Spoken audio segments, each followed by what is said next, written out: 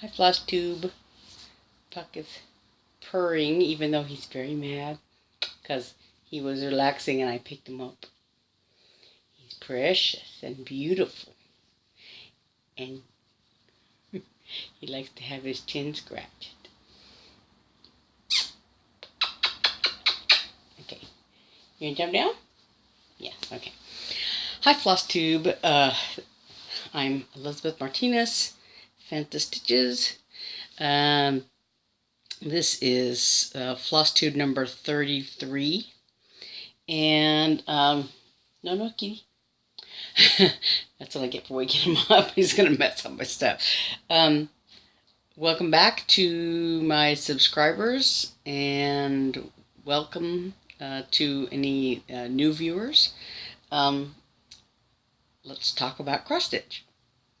I want to lately I've been dyeing fabric, and I wanted to, hold on, let me just adjust this a little bit.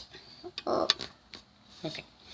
I wanted to talk about the thing I've been into lately is experimenting with dyeing fabric, and excuse me, falling down here.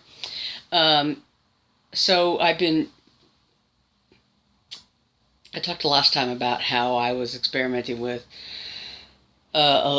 sage and tea and coffee, and so I spent this week doing a lot of things. I guess I'll go in chronological order of how my week went. On Sunday, I bought a printer, and Monday I spent most of the day working on setting it up. I was having a little bit of trouble and finally figured it out, but it took a long time. And then I cooked dinner. I made some purple rice, and I don't know if many of you are familiar with that. It's like an Asian thing, I guess, an Asian type of rice, and you have to like soak it for a while, for a few hours before you cook it. And so I had put it to soak, and then I was pouring off the water. I thought that would have made a good thing to experiment with dyeing, because the water that you pour off of the rice is it's very dark, purple, black kind of thing. I don't know how good it would be for dyeing, but it seems to me it would probably dye your fabric kind of, dark, purple, some kind of purplish. Puff, don't do that, please. Not for cats. But anyway, so next time I get around to making purple rice, I'll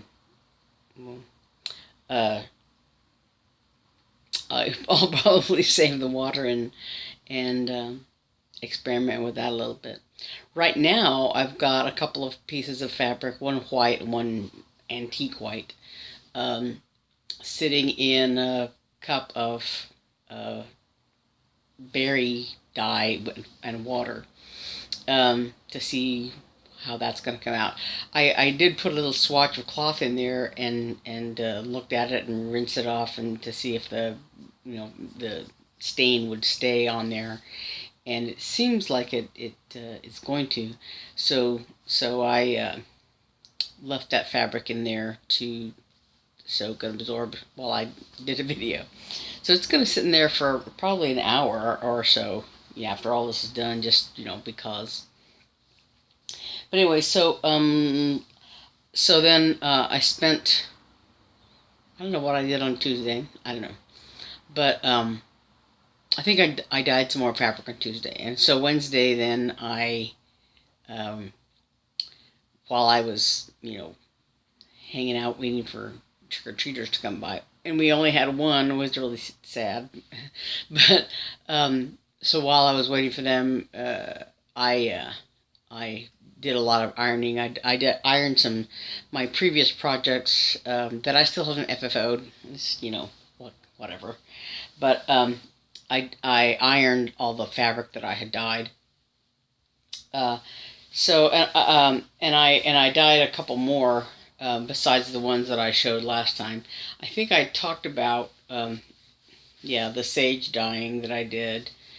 Um, and I talked about some others, but um, this is a piece of fiddler's cloth that was light colored, and I had started that Prairie Schooler Santa, and I had another piece of it set aside to do the snowman, Lizzie Kate snowman design on there, and this was what was left of it, and I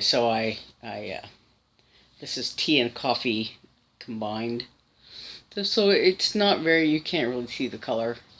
It's kind of beige, and so like I said, all of these are kind of the same kind of variation on a theme. This is 28 count even weave. It was white. It was tea and coffee mixture design. A little bit of modeling on there, a little bit of variegation. This was kind of a putty colored Ada, and it just got, I just put it in the coffee dyeing thing, and it got a little bit darker, but I think yeah, I tea and coffee dyed it, and it kind of came out just a little bit darker than it was. So it's kind of a brown now, and it's still, I really still don't really like that color very much. But so this was Belgian linen. It was antique white, and this is just tea dyed. I think this was in that first batch that I did. It was just tea, and this is piece of even weave that was coffee dyed. All of these kind of, they don't have very strong variegation on them, but and this was the tea with the couple of blackberries, and the blackberry staining didn't stay very well. This though was coffee dyed in a glass measuring cup. The others were, I had used a big pot and made some the tea mixture, the coffee mixture or tea mixture or both, using a couple of cups of water and tea and or coffee, whatever, and I had experimented with. I brought the water to a boil and then took it off and let the fabric sit in there and steep and everything. But this other one, I had made a coffee mixture using my parents' coffee grounds. My dad made some coffee in the morning, so I just, took the coffee grounds out of the filter and threw them in there in this measuring cup, this glass measuring cup, and I threw 2 or 3 spoonfuls of instant coffee in there, and then added some water and stuck it in the microwave. So it was only about maybe 2 cups of water or so, a little bit more than maybe 2 cups. But yeah, about 2 cups of water, I guess. And I used it for something else that I'll talk about in a minute. But so I had this, mixture left over. So I wadded up this piece of Ada. This is just 14 count Ada, but it was sort of an antique white. And I wadded it up and crammed it in that coffee cup and left it sitting in there. And so it picked up some nice modeling on there where it was crammed in the measuring cup. So yeah, it came out kind of nice. I was kind of happy with it. It's a pity that it's simply, as some might think of it, simply Ada. But it came out very nice. So I'll use that for something. I don't have any projects in mind for these. I just, did them to experiment with the process. Anyway, so I had started the Prairie Schooler Santa and the Lizzie Kate Snowman. And I started to do the Santa, and, well, you know what? I'll get to that in a minute. I started the Santa September, at the end of September for the high tea start. And I had, made some progress on it, and I set it aside. And then, because I was working on my design. Oh, and I want to talk about, real quick, if I can find it, yeah. One thing I added to my design that I had not done was my initials and the date, 2018. I just did that. I just did it real quick and easy with,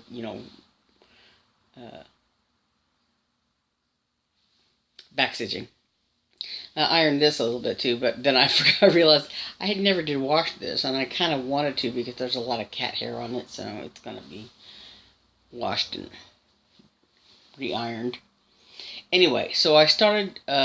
So I had started the Prairie School of Santa in the end of September, and then for the end of August, excuse me, for the end of October, I was starting this Lizzie Kate Snow Fun from the Six Fat Men series. And the piece of cloth was that fiddler's cloth, light color. And I started to stitch on it, and I realized, because it was a snowman, it wasn't going to show up very well. And this was, I had used this, I had decided to use the B5200 white as I was doing this one, because it showed up better on that fiddler's cloth.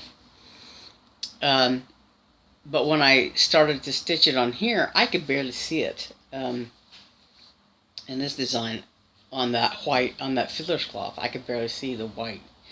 And I thought, that there's so much white because of the snowman that if I can't see it, it just won't show up well. So I did a couple rows of the snowman. I just started a couple rows here. Couldn't see it very well. So I went to that piece of sage-dyed Ada cloth that I have, and thinking, well, this is a slightly darker than the fiddler's cloth was. And I did a couple rows, about 4 rows of the snowman on this cloth, thinking, okay, it's dark enough, it shows up. I was trying to convince myself, and I kind of went back and forth. It's not dark enough. Yes, it is. No, it's not. Yes, it is. No, it's not. No. So in the end, I had done about 4 rows, and I pulled them all out. So I then dyed this piece of fabric. I think it's just coffee dyed. I don't think, or maybe coffee and tea. I don't know. But as you can tell, the snowman shows up really well on here. And I made a lot of progress on him. He was on my decision roulette wheel thing, and so he came up the past few days, and so I worked on him quite a bit.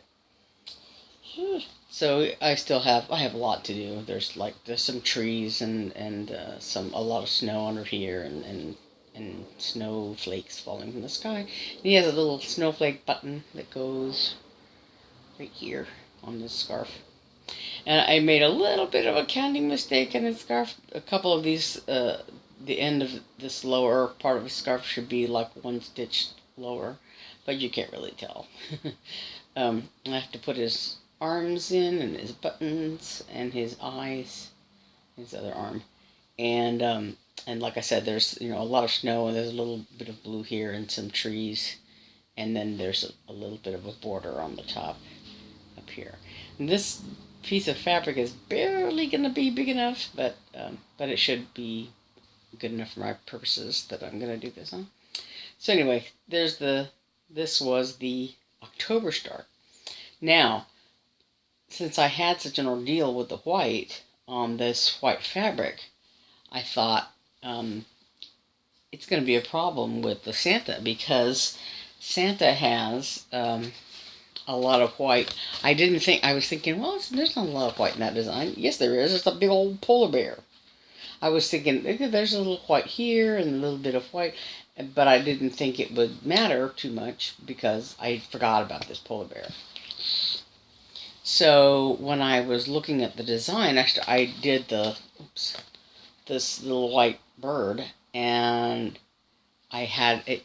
I had trouble seeing it. I did the white bird so I could see if is it gonna show up or whatever, and I wasn't I wasn't very happy with it. So but I had already done the red a lot of the red stitching. I added this recently, but I had done up to about here, and not his legs, but about that much of his body. And I wasn't going to pull it all out, certainly, and do it over again. I wasn't going to do that. So that's why I made the little coffee concoction in the glass measuring cup. And I used a paintbrush, and I just painted it all on here. Now, it's darker on the back because of the way I put it, I guess because of the way I put it down to dry, whatever. The coffee stained the back more than it stained the front.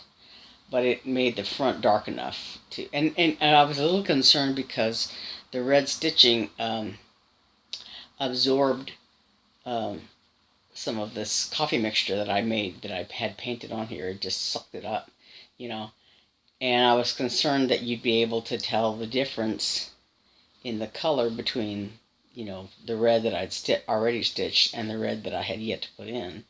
But you can't really tell the difference. Even in real life, looking at it, you can't tell the difference. But the bird shows up pretty well, and this is the belly of the polar bear here. So I think it'll be okay, because it darkened the fabric a little bit to do the coffee dyeing with the paintbrush. But I had put a couple of lines of white here for the bird that were discolored from the coffee dyeing, and I plucked those out so that I could start fresh with white here. But so I worked on him a little bit. This is his hood on his head, in the back of his hood, and then this is on the part of the flower pot that he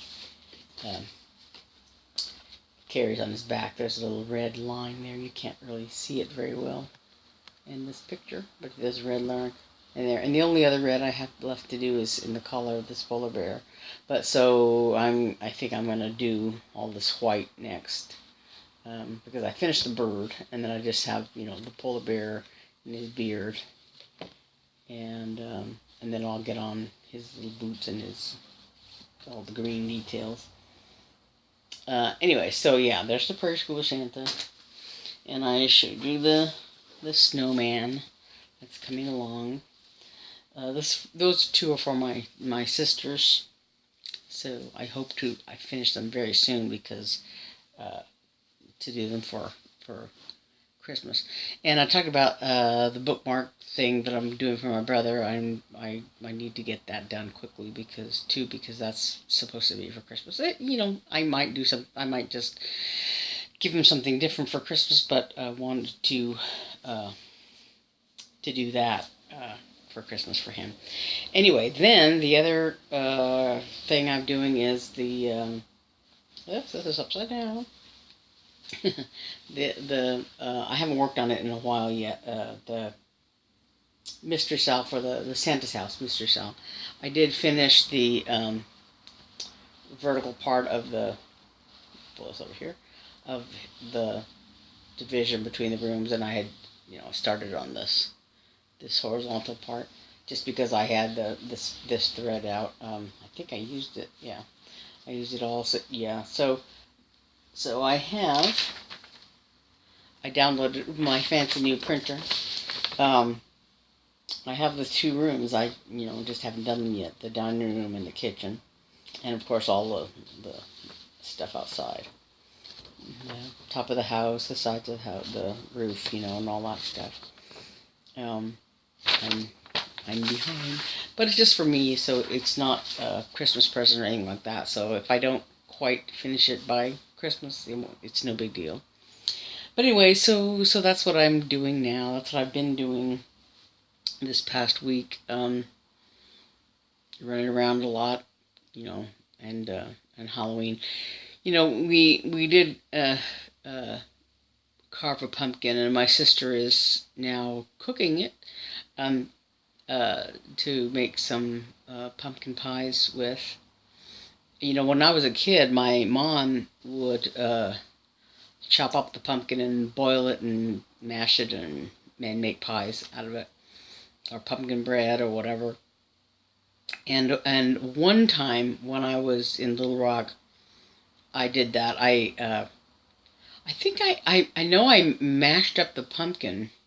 I boiled it and mashed it, and I think I don't remember making pies out of it. I think I brought it home at Thanksgiving. I think I put it in the refrigerator, you know, and then brought it home. No, I don't know. I didn't think I didn't. I know I didn't fly with it. Maybe I baked with it. I don't know. But yeah, I don't know what I did with it. But I remember boiling and mashing it, and yeah, it made a lot of pumpkin. I had lots and lots of pumpkin to do stuff with. I don't know what I did. I don't remember what I baked with it, but I know I boiled that pumpkin, and it was a lot of work, and so I never did that again. But my sister bakes the pumpkin pieces, and she's gonna make pies out of them, I guess. But anyway, so yeah, you know, because mashing that boiled pumpkin takes a lot of time and a lot of effort. So yeah, she's not doing that way. She's baking. She baked it. Um, excuse me, I have a cat hair in my mouth. But anyway, so yeah, so that was this past week. Um, we had a lot of candy left over because we only had, like I said, one trick or treater. But that's a good thing about Halloween. You know, you have leftover candy. Um, uh, so yeah, we only buy you only buy the candy that you like, because after Halloween is over, you have a lot of leftover candy. Uh, I think that's it. Is that everything? That's everything, I think. Yeah. So I'm gonna go and see how my berry dyeing experiment has come. I I bought blackberries, blueberries, and red raspberries. So the mixture is kind of a pinky purpley color. And it was very sad. It was very hard for me to smash those berries and throw them in there, and stick fabric in there. They were very. I actually stole a couple of blackberries and ate them while I smushed up the mixture. I have a berry strainer, a plastic berry strainer. It's a collapsible, one of those rubbery, strainer things, but it's like a little rectangle, and it's made for, like, rinsing berries, whatever. It's a berry strainer. Um, One of those things you didn't think you needed until you have it. But I used that to rinse and smash the berries into the my glass measuring cup, and I added some hot water, and I didn't boil it or anything like that. Maybe I should have, but then I just stuck the fabric in there and let it. I'm gonna let it soak. Probably I put some white. I don't know if I don't remember now if it's even weave or what it is, but the white cloth is down in the bottom right. Again, has most of the in contact with the berry pulp. And the other piece of cloth I put in there, I think it's even weave, and it's more just in the color, you know with the water. It has a little bit of pulp sitting on top of it or sitting around it. So I'll see which one comes out better. But yeah, that's my current experiment. And my sister, my younger sister, offered to give me a bunch of coffee that she said, nobody in their house really likes it, or will drink it, so I can use it to dye fabric with if I want to. Um, but anyway, so yeah, that's my new experiment is with dyeing fabric now. Anyway, so I think that really is it. As I just watched an episode of Kitten Stitcher, and she's talking about how people have trouble saying goodbye. So I'm just going to say goodbye and finish up this video. So thanks again for watching. My name is Elizabeth Martinez, phantastitches. You can find me on in the Friday Off the Grid group or on Instagram as phantagray. And I think that's it. Bye.